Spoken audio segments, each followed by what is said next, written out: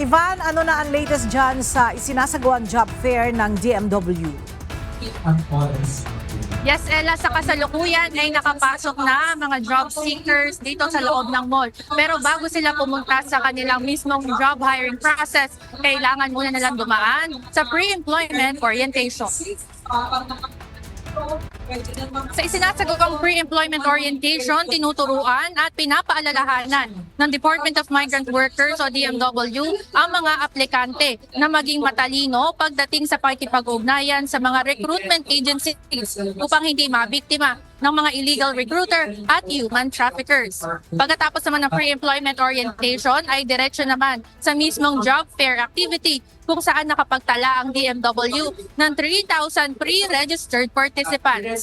Iba't ibang trabaho mula sa 11 accredited recruitment agencies. 8 dito ang land-based, habang 3 naman ang sea-based. Ayon sa DMW, 4,711 job vacancies ang bukas sa mga bansa sa Middle East, Asia, North America at Europe.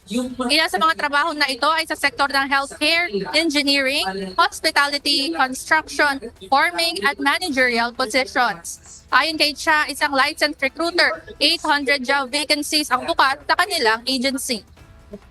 Okay, time left is... Marami po kaming kinikater na different na category. So, more on experience po yung kailangan namin and then po sa age din po. Ano lang sila, apply na ng apply hanggang sa wag sila titigil na mag-hand job hand hanggang makuha sila. Kasama sa mga narito sa event, si Migrant Worker Secretary Hans Leo Kakdak at muling pinaalalahanan ng mga aplikante na huwag sumuko na makahanap ng trabaho, ngunit huwag magpapaloko sa mga illegal recruiters. Isa lang ang pakiusap ko sa inyo. Tanggapin nyo na sila lahat. Ilabas nyo na yung mga stamp pad ninyo na nakalagay approved. Ella, tuloy-tuloy ang pagdating ng mga job applicants dito sa loob ng mall. Partikular na itong mga nag-pre-registered at meron ding mga walk-in applicants na nagbabaka sakali na mabigyan din ng chance na makahanap ng trabaho abroad. Yan muna ang update mula dito sa Quezon City. Balik sa inyo dyan, Ella. Ivan, meron na bang on the spot na na-hire?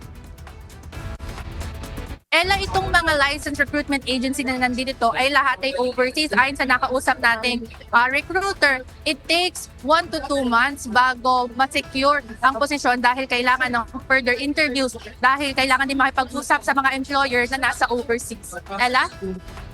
Alright, maraming salamat, Ivan Alvarez.